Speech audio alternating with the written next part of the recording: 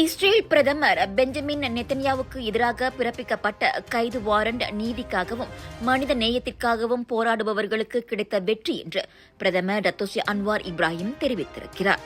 இந்த முடிவு பாலஸ்தீனத்தில் மக்கள் படும் இன்னல்களை குறைக்கும் என்று அவர் கூறினார்.